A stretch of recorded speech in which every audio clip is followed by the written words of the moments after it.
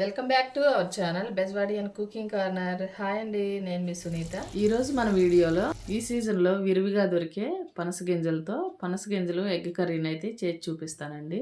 ఈ రెండింటి కాంబినేషన్తో కర్రీ అయితే చాలా బాగుంటుందండి. డెఫినెట్గా మీకు నచ్చిద్ది, తప్పకుండా ట్రై చేయండి. దీనికోసం ముందుగా కొన్ని పనస పిక్కలను అయితే తీసుకున్నాను. ఇప్పుడు దీనిపైన ఉన్న ఈ లేయర్ని అయితే ఇలా తీసేసుకోవాలండి. ఈ కర్రీ అయితే టేస్ట్ చాలా బాగుంటుందండి. హై ప్రోటీన్ ఉంటుందన్నమాట ఈ పనస పిక్కల్లో, మన ఆరోగ్యానికి చాలా మంచిది. ఈ లేయర్ అంతా ఇలా తీసేసుకొని ఈ పిక్కలను అయితే ఉడకబెట్టుకోవాలండి. చూసారు కదా, ఈ పై లేయర్ని తీసేసుకున్నాను. ఇప్పుడు ఇందులో ఒక గ్లాస్ వాటర్ పోసుకొని కొంచెం ఉప్పు కూడా వేసుకొని ఈ గింజలు మెత్తగా కుక్కర్లో ఉడికించుకోవాలండి. కుక్కర్లో 10 విజిల్స్ వచ్చిన తర్వాత అయితే చక్కగా ఈ విధంగా ఉడికిపోయినాయండి. ఇప్పుడు పైన ఉన్న ఈ లేయర్ని అయితే తీసేసుకోవాలి. ఇప్పుడు ఈ పిక్కల్ని నిలువుగా 2 ముక్కలుగా కట్ చేసుకున్నాను. పనస పిక్కల కర్రీ కోసం అయితే స్టవ్ ఆన్ చేసి కడాయి పెట్టుకున్నానండి. తగినంత ఆయిల్ వేసుకుంటున్నాను. కర్రీలోకి అయితే 3 ఎగ్స్ని ముందుగానే ఉడికించి ఇలా ఘాట్లు పెట్టి తీసుకున్నానండి. వీటిని అయితే ఫ్రై చేసుకుంటాను. ఇందులో చిటికెడు ఉప్పు, చిటికెడు పసుపు వేసుకున్నాను. ఇలా లైట్గా ఫ్రై చేసుకుంటే సరిపోతుందండి.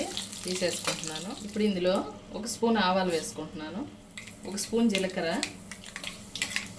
ఇందులో ముందుగానే తరిగి పెట్టుకున్న ఒక ఉల్లిపాయ, ఒక 3 పచ్చిమిర్చిని అయితే వేసుకుంటున్నాను.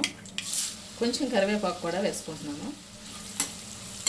ఇలా కొంచెం ఫ్రై అయిన తర్వాత ముందుగా దంచి పెట్టుకున్న అల్లం వెల్లుల్లి పేస్ట్ 1 స్పూన్ వేసుకుంటున్నాను. ఇలా కొంచెం ఫ్రై చేసుకోవాలి. 2 టమాటాలను అయితే సన్నగా కట్ చేసి పెట్టుకున్నాను. ఈ ముక్కలు కూడా వేసేసుకోవాలి. ఇందులో తగినంత ఉప్పు వేసుకుంటున్నాను, 1 టీ స్పూన్ పసుపు, కర్రీకి తగినట్లుగా కారం వేసుకుంటున్నాను. స్టవ్ సిమ్లో పెట్టుకొని పచ్చివాసన పోయేంత వరకు, అలాగే ఈ టమాటా ముక్కలు కూడా మెత్తగా ఉడికేంత వరకు ఉడికించుకోవాలి.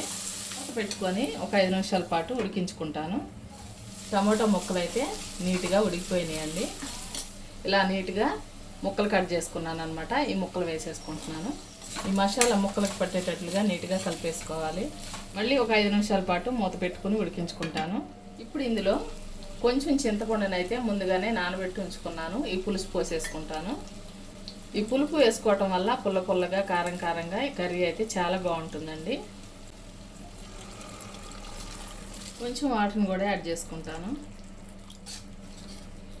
ఇప్పుడు ఈ కర్రీని అయితే 10 నిమిషాల పాటు ఉడికించుకుంటానండి. కొంచెం దగ్గరగా అయ్యి కర్రీ ఆయిల్ సపరేట్ అయ్యేంత వరకు ఉడికించుకుంటాను. గ్రేవీ అయితే కొంచెం దగ్గరగా అవుతుంది. ఇప్పుడు ముందుగా ఫ్రై చేసి పెట్టుకున్న గుడ్లను కూడా వేసేసుకుంటాను. అలాగే కొంచెం ఫైనల్లో కొత్తిమీర కూడా వేసుకుంటాను. మంచిగా కలిపేసుకోవాలి.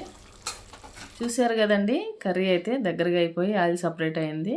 కర్రీ ప్రిపేర్ అయిపోయింది అనమాట. స్టవ్ ఆఫ్ చేసుకుంటున్నాను. ఇదిగోండి, చూసారు కదా, పనస గింజల కర్రీ అయితే రెడీ అయిపోయింది. ప్రాసెస్ కూడా చాలా ఈజీ కదండి. టేస్ట్ కూడా చాలా బాగుంటుంది. ఈసారి ఎప్పుడైనా మీకు పనస గింజలు దొరికినట్లయితే కనుక డెఫినెట్గా ఈ కాంబినేషన్లో కర్రీని అయితే ప్రిపేర్ చేయండి. చాలా బాగుంటుంది. ఈ రోజుకైతే ఇంతేనండి రెసిపీ. మరో మంచి రెసిపీతో మళ్ళీ మీ ముందుకు వస్తాను. మా వీడియోస్ కనుక మీకు నచ్చినట్లయితే ప్లీజ్ ఒక లైక్ చేసి సపోర్ట్ చేయండి. థ్యాంక్ యూ అండి.